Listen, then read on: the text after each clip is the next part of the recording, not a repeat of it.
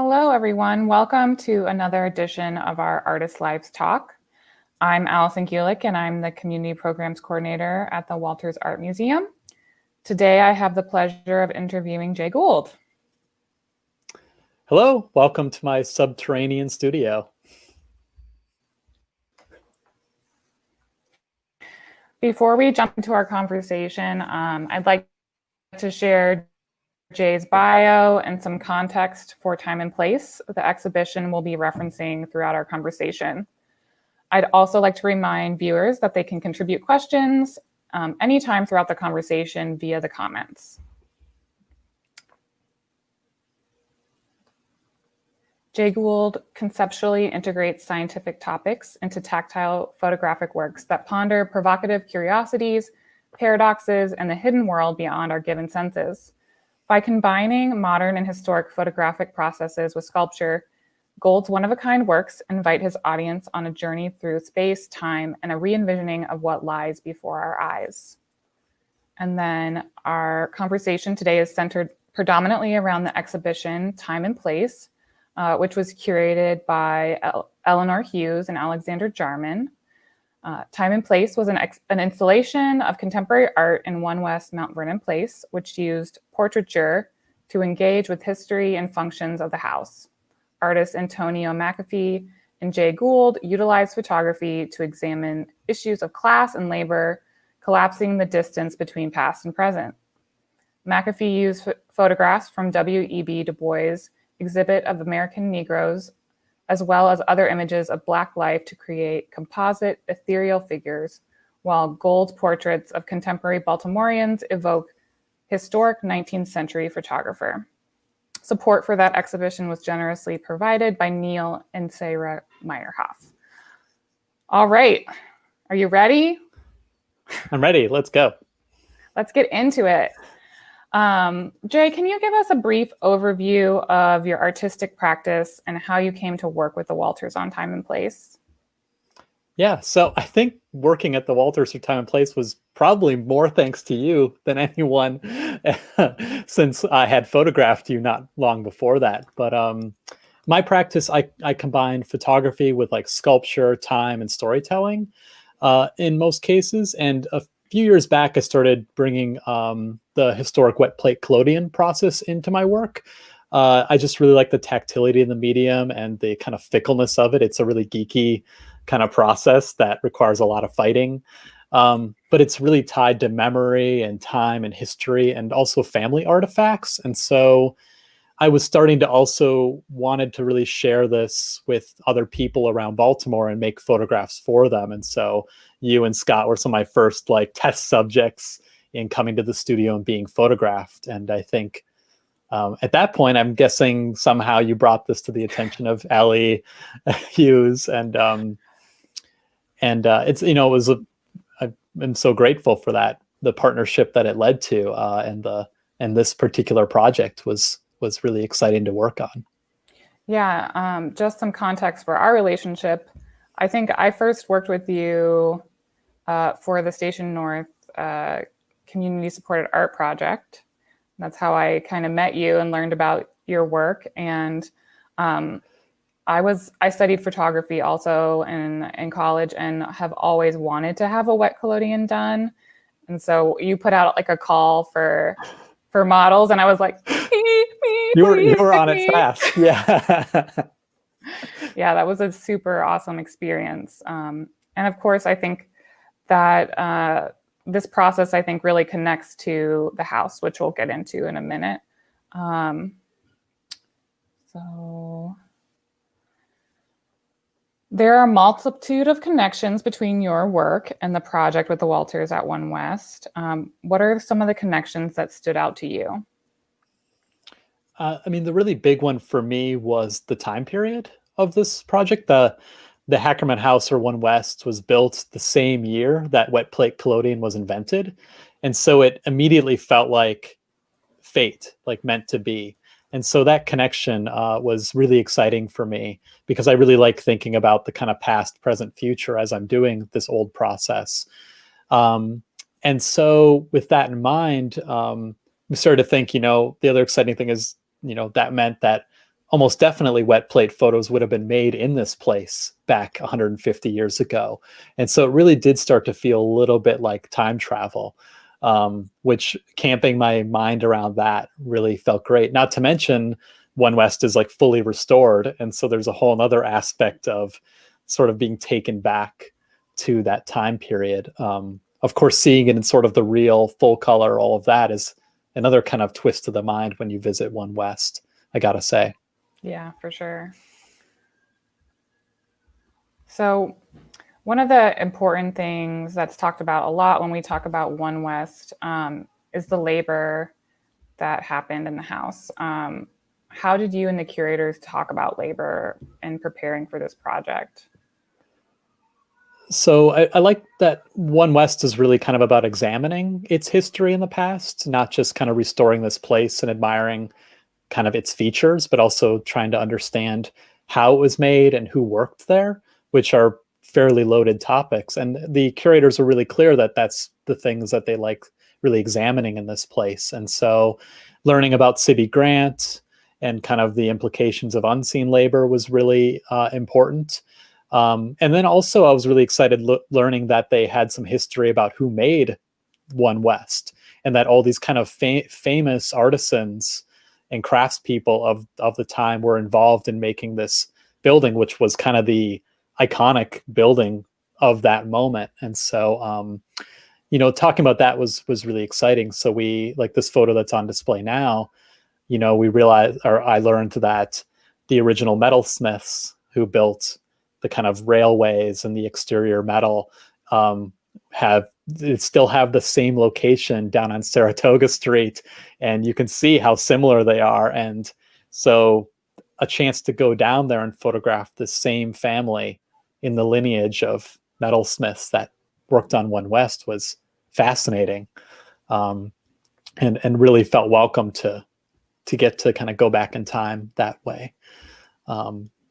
So we felt that, talking about the sort of makers of the building, people that make work within it was really important, but then also the kind of labor that goes into the museum and running this was also something that became really exciting.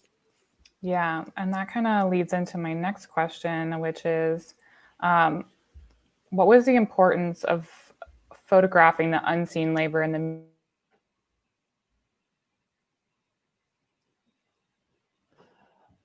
So, go ahead. so yeah, so the importance of photographing, the history of the house, of course, has unseen like labor that are slave or recently freed slaves, and these kind of hidden labor for that reason.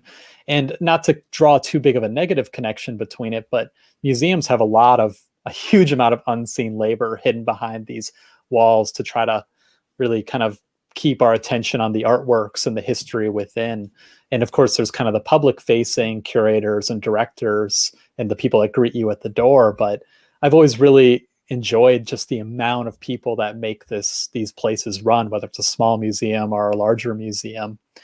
And I think what became sort of interesting was these are not people who work at the museum with any intention of ever being displayed in the museum, or they're not working there for the credit of it. They're doing it out of, in many cases, out of an appreciation for being in a cultural institution and the importance of those jobs. And so we felt like it was a chance to kind of pay tribute and homage to that, also to recognize just the sheer amount of people behind the scenes, also to get to know them in this way. Like this frozen photographic portrait is a powerful way to, I don't know if I'd say learn about a subject, but to kind of imagine who they are and to start to think about them as a person, even if you don't really have that kind of information. Right. Yeah, I could say Kevin, who's pictured here, is in our engineering crew. And the engineering part of the museum is one of the most interesting parts. They do a lot of stuff with our air handling, making sure everything's the right humidity and temperature and that there's air flowing through the museum. And he's really one of the greatest people, and so nice. And then on the right, we have a crew of security officers and visitor services folks who really keep the museum going day to day. And I really love how these images like capture people's personalities. I love these two images. The Kevin portrait of Kevin was the very first photo we made on site. And I was a wreck because there were so many things that could go wrong. And in the end, this process leaves you guessing a lot. Like you have to kind of just go for it. And so he was standing there for a minute, and he was so still and perfect. And this image showed up, and it was absolutely what we wanted. And it was just kind of like the momentum to go forward. And then the other crew was just so much fun. I mean, they were amazing and just the wildest bunch to work with, and in the best way. Like they were so into it. And so I do really love these two groups in particular. So another thing that we talked about when deciding on who to photograph was like, how should we depict people? Can you talk us a little bit through that process? And because some people are wearing like their own personal clothes and other people have elected to wear uniforms. Mm-hmm. Yeah, so we felt right away that it was important that that every photograph be voluntary, first of all, that we didn't want to come in and be like, everyone is required to do this, like it's some kind of yearbook thing, that that they needed to kind of want to be depicted and show up potentially on the exhibition. And so that immediately filters out, I think, some people. But at that point, I really don't want to take too much control. I have a lot of control as an image maker. Like I'm choosing where they go, how they're depicted. Like, you know, I can kind of place my message onto a photograph of, you know, 100 different ways. But to give them some autonomy, you know, I wanted them to wear what they would want to wear, to have some say over how they're depicted. And I think choosing the clothing, you know, is a small thing, but it definitely, I think, since the photographs are pretty minimal, it definitely has an impact on that. So that was one of the big things. I think, you know, a lot of it is chance in how they're depicted, because we kind of chose the locations arbitrarily. Like we're shooting in this spot one day because of weather. We're shooting in this spot one day because of access. And so they are showing up and, you know, sort of we're improvising together. But we are talking about like how they might be interested in being depicted. Often we're talking about artworks like in the museum, which sometimes tells me a little bit about the way they think or what they appreciate. And so I think just conversationally, we do start to have some say. But one of the great things in this process also is that you watch the image appear pretty quickly afterwards, like, you know, within 5-10 minutes. And so they also are able to kind of react to what the image shows up as, which I always watch when I'm photographing subjects. Is you can tell if they don't like the way they're being seen, and you can adapt to that. You don't need to say you hate it, don't you? Yeah. You can just be like, hey, let's go do another one here. Mm-hmm. Actually, the first one I did of Will, I wasn't very good. And, you know, he didn't react to it negatively, but it was, you know, definitely a moment of we can do this better. Like you deserve better on this for sure. Yeah. And, you know, just calling out the people here in the photographs, Will is on our facilities maintenance team and like is one of the people that literally like an event can't happen without him. And then Mark and Julian are just a great pair and they do lighting for all of the spaces in the museums.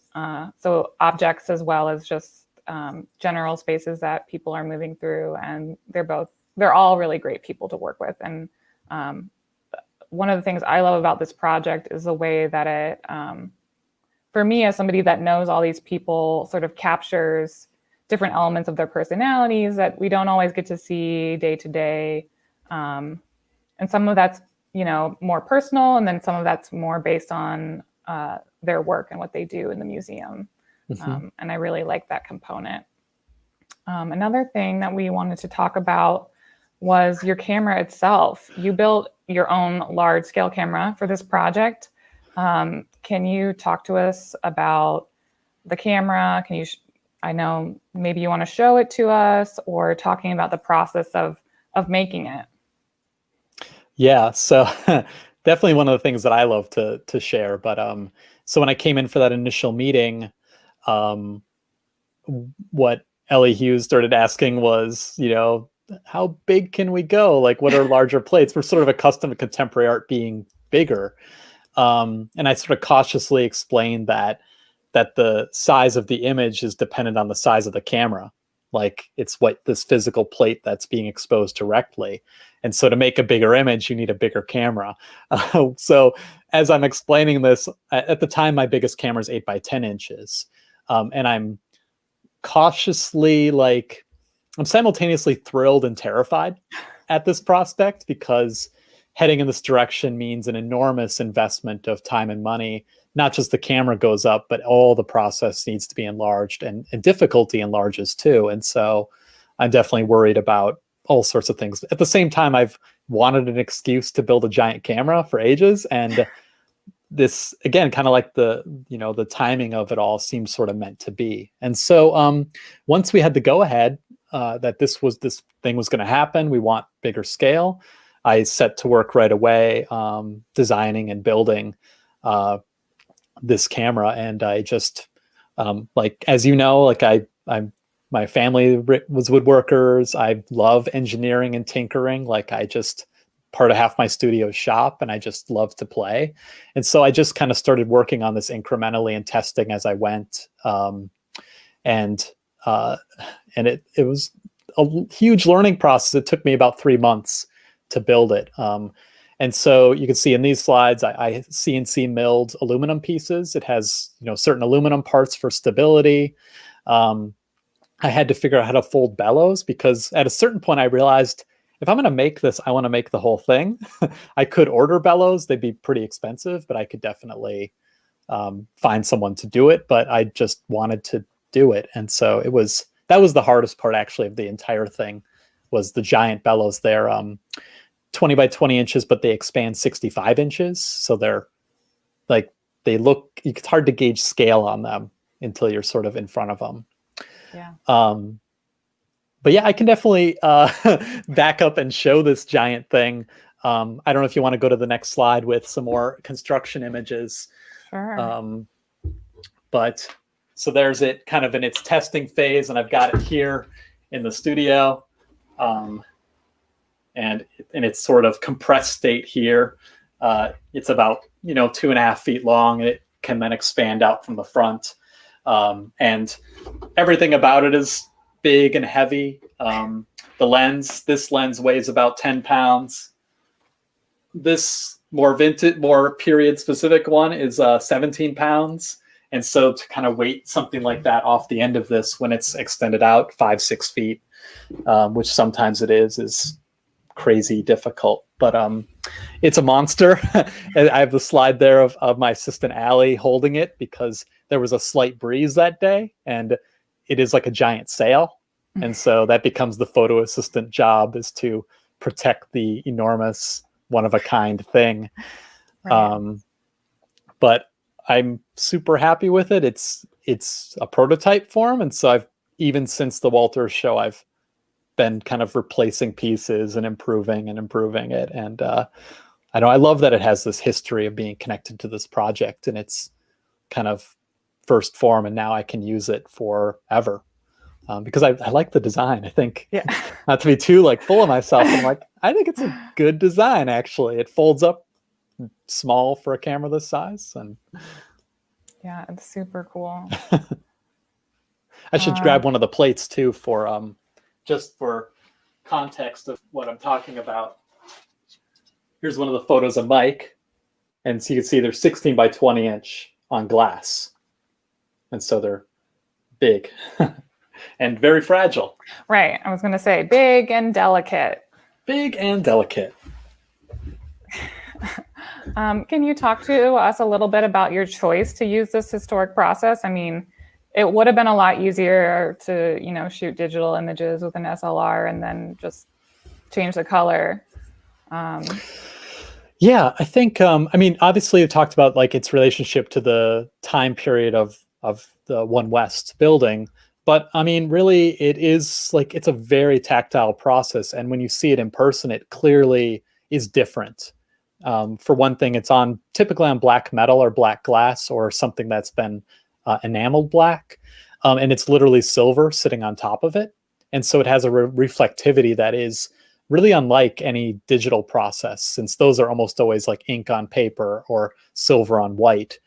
And so there's a feel, also it's highly transformative. You can't predict what it might do because it tends to see beneath the skin and kind of present things in very different ways. And so I don't know, I think you can emulate these things a little bit through filtering or through special effects, but they're never quite the same. And so I think we did know that in this really beautiful space, having equally kind of exquisite objects, of work like this, or Antonio's as well, was really important to kind of fit in with this extravagance.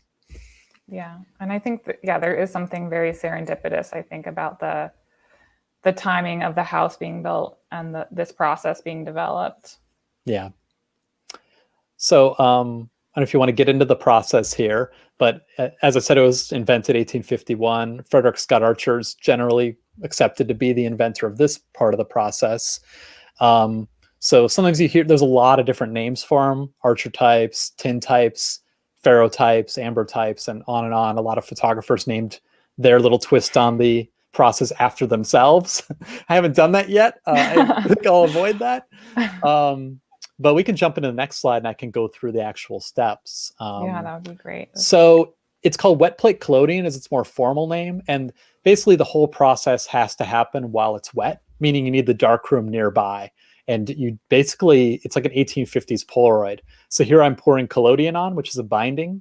It's like an organic binder that gets poured onto the plate, whether it's glass or metal first. And you can see, I've sped this up a little bit, but now it's gone into a bath of silver nitrate. And so the collodion's reacting over 3 minutes of time with the silver nitrate to become sensitive to light. And you can see it's gray when it comes out of there because it's really changed. Now I'm in the red light because it's not sensitive to that. It gets loaded into a plate holder, which is what I'll use to move the image to the camera. And here I'm on the camera. This is my 8x10. I'm focusing. They're really fun because they're on glass and you can tell the image is upside down and backwards. And so they're tricky as well as, in my opinion, really pleasurable to use. Here I'm going to lens cap it. Exposures are really difficult with this camera, with this process, because it's highly unpredictable. And so with the Walters, I was often mixing ambient with flash. Mm-hmm. So this is development. It's a very quick step. And you'll start to see this really light image appearing on the plate here. And it's pretty subtle here, but it's kind of hardening the silver that's been exposed. And I'm using water to stop that step. And so now the fun part, and this is the part that the participants can view, where we go out in the natural light and we drop it into Fixer, which removes the unused silver. And you'll see the image go away and then slowly appear again out of the darkness. So it's this really kind of magical process where you get the kind of oohs and ahs. And it's also, this is the part where I'm kind of watching their reaction as it happens. And I'm sort of gauging success, or at least if we're on the right track. And I put another one of a replay of Fixer, just because it is like the best part. I could watch it again and again and again. Yeah. It stays magical every time. Like, yeah, having seen you do this quite a few times, it's magic every time. And that's, I think, something really interesting about this historic process. So speaking about the process a little bit more, how did you do such a complex thing on site at the museum? It was tricky because we had basically committed to doing this project, but we still had a ton of logistics to work out. And one of my big worries was, where's the darkroom going to be? Because I need water, I need all these chemicals. It's just like, it's a huge amount of stuff. And I knew how precious the Walters is. And so I went in for the meeting with the conservators, and they immediately looked at my chemical list and no. And their solution, first of all, was we can do it in the conservator lab, which is really far away from everything. And what I have to do is I set up the shot, I go coat the plate, then I bring the plate back to the camera, and then I run the plate back to be processed. So there's a huge amount of back and forth. If I have to go 10 minutes away each time, I'm going to be exhausted and things are going to go wrong. And so Asa was there at the installation crew and was thankfully, and like immediately was like, we have a truck. Could you use a truck? And like, I had kind of tinkered with the idea of renting a van. And so once they decided that was cool, it was like, yes, this is perfect. So we could kind of park as near as we could to our shooting spot for the day.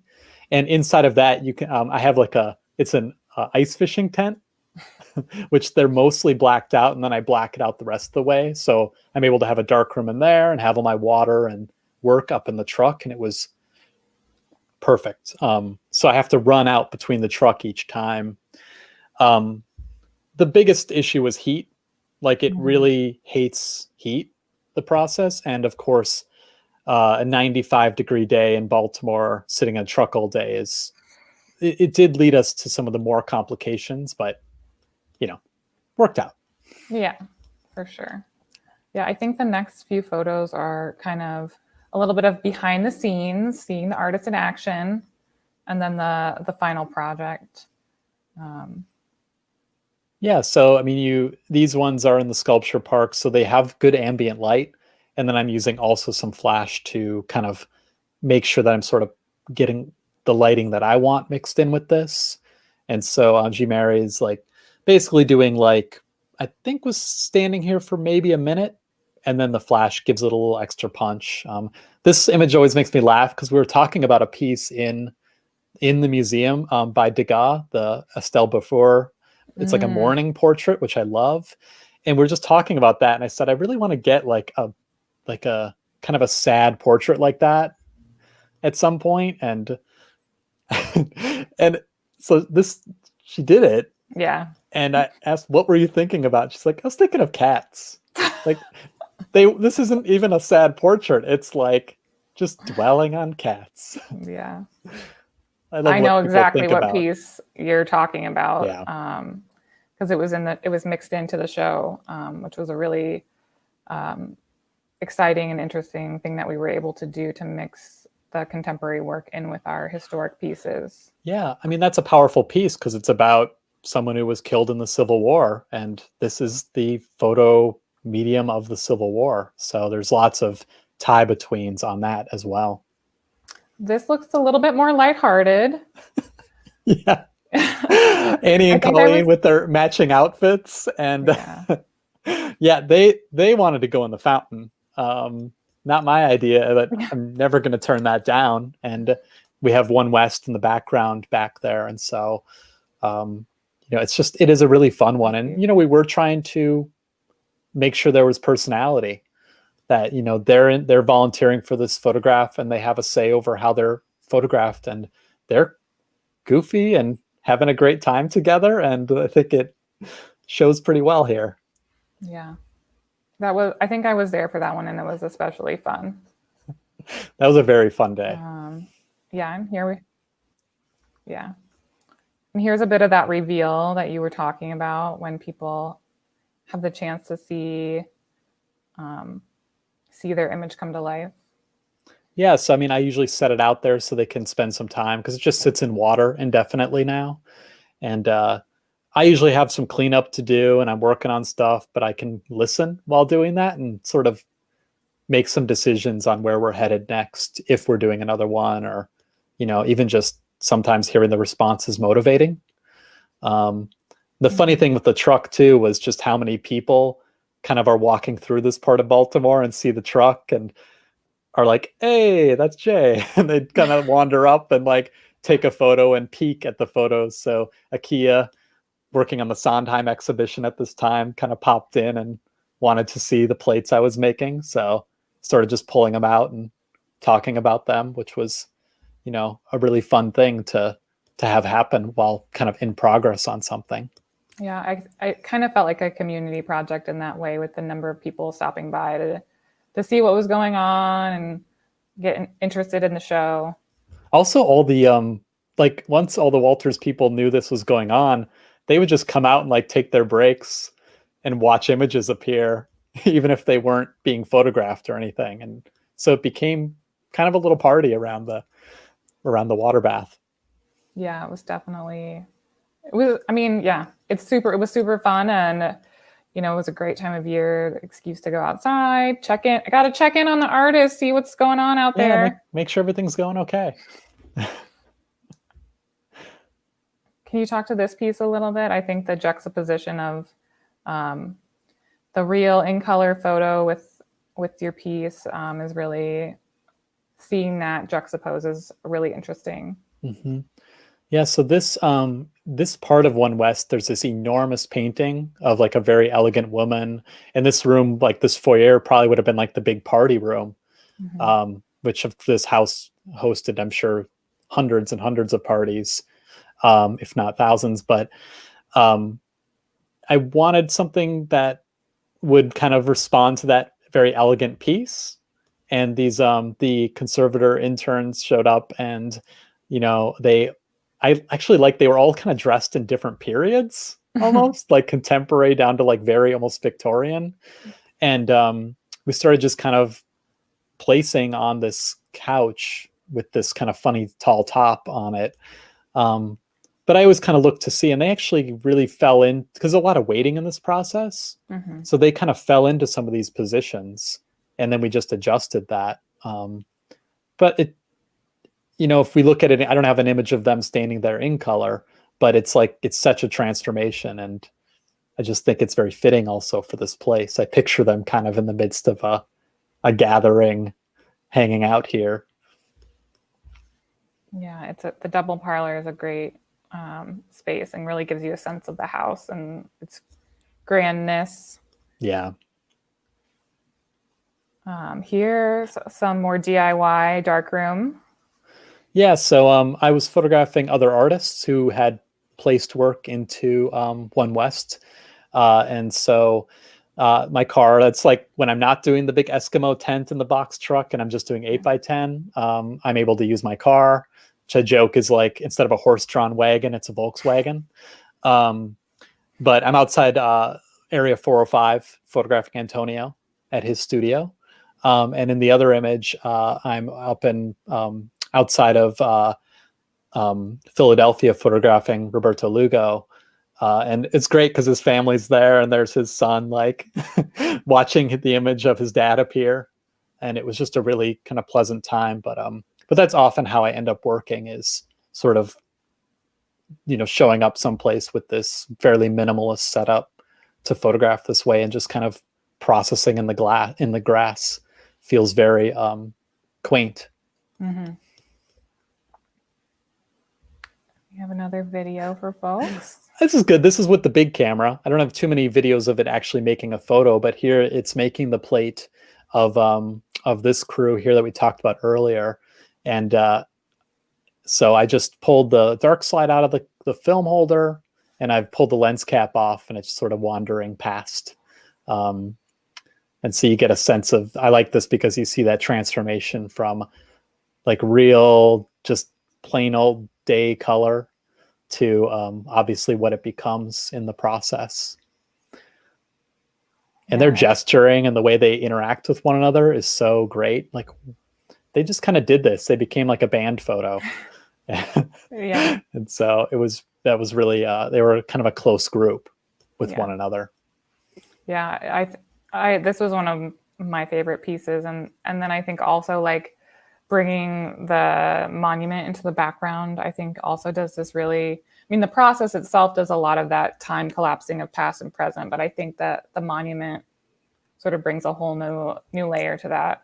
Yeah, because we're kind of placing where One West is in the kind of context of Baltimore. And so these outdoor shots, they weren't part of our original plan, but once they started to happen, we started to see how actually perfect they were. That piece is also kind of funny because I said that I have to kind of like coat the plate and then run it down to be photographed and then run it back for processing. And in this case, it's a hot day and the truck is way up by the monument on the other side. And so I was like I go coat the plate and I would just like put it in a bag and was running down the park, getting the exposure, because they can dry out and then they don't work. And so you have to hustle. And I literally was just like made the photo, drop that film holder in. I wish I had that on video, and just sprinting up the hill, like going through traffic to get it to the truck. And so I'm like in the darkroom, out of breath, about to pour a bunch of chemicals on stuff. It was harrowing, but worth it, I think. Yeah. taking art to like a full body sport, you know? Yeah. No, I felt very fit doing this project, hauling all the stuff everywhere every day. It's a lot. Okay. I think we have one more question before we go to our audience questions. So this show was actually up until right before lockdown with COVID. How has your practice changed during the pandemic? I mean, it's difficult for everybody, obviously. I think in my practice, everything's been delayed or canceled, which is definitely heartbreaking when you've got, big plans. But at the same time, I've now at this point have tried to kind of be kind to myself and sort of let that be, and start to think about like longer term what I might want to work on.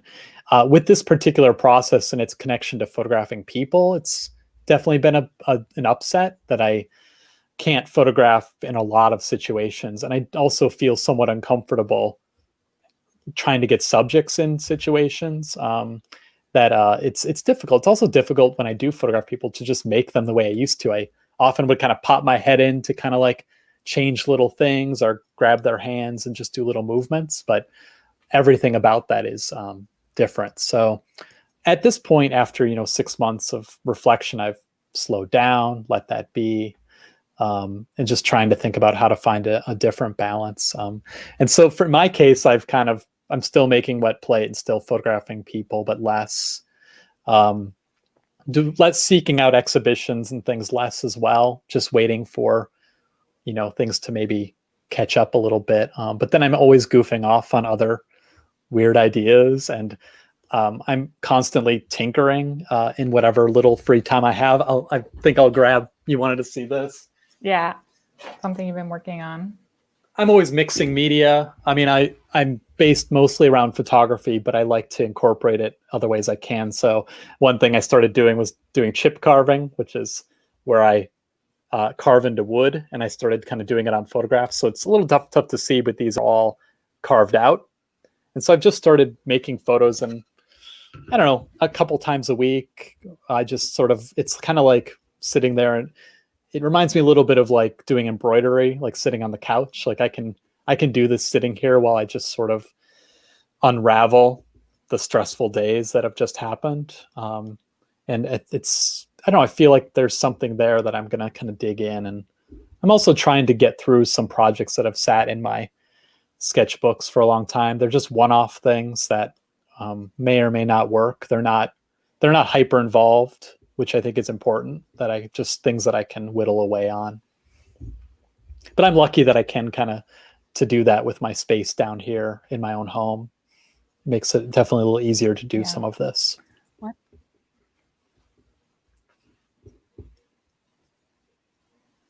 Yeah, that's always helpful. Okay, let's see. We have some great questions in here. Oh, excellent.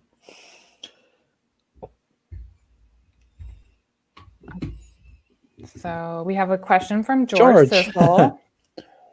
Hi, George. Hi, George. Did the staff participate in determining the context and location of their portraits, either inside or outside of the museum?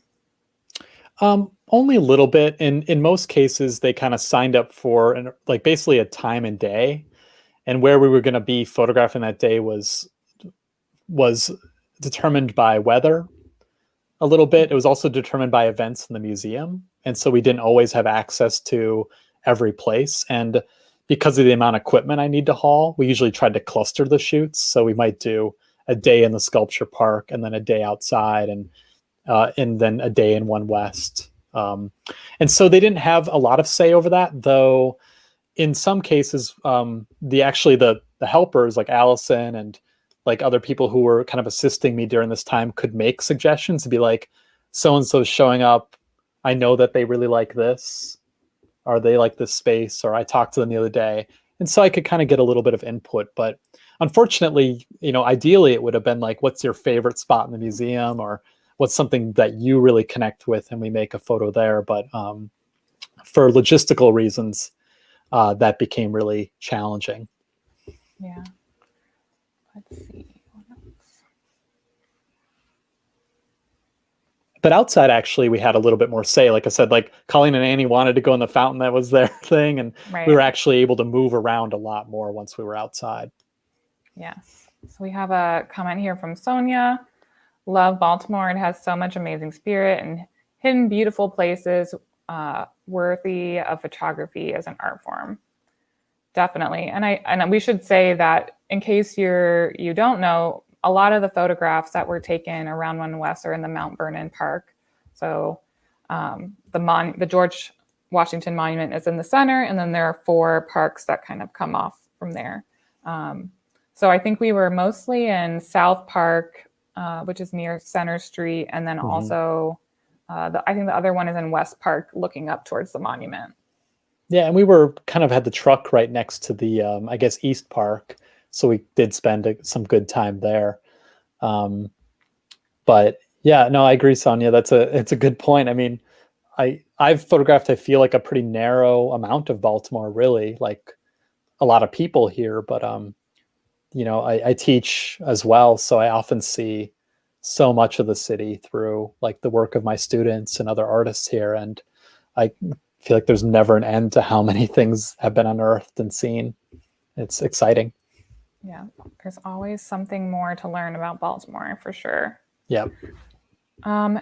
Jay, is there any place that people can go to learn more about your work, and if perhaps they want to have their own tintype made, where they can check out that process? Yeah, so jgould.net, just the letter J, gould.net is kind of my primary artwork website. So projects past and present, and then it has, this work and others just in more detail. As far as having a tintype made, Wormhole Workshop is kind of the branding I run.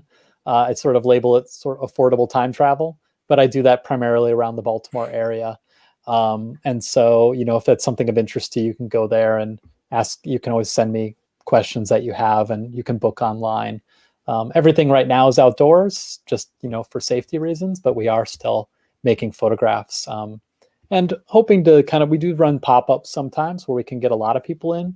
And so we're hoping to bring that back safely here soon in Baltimore and in DC, one coming up in November. So if you want, you can always go there, and there's a mailing list, or honestly, Instagram is usually the best place to kind of keep track of on there. So that's at Wormhole Workshop is a good way to follow where we're going to be as well. Awesome.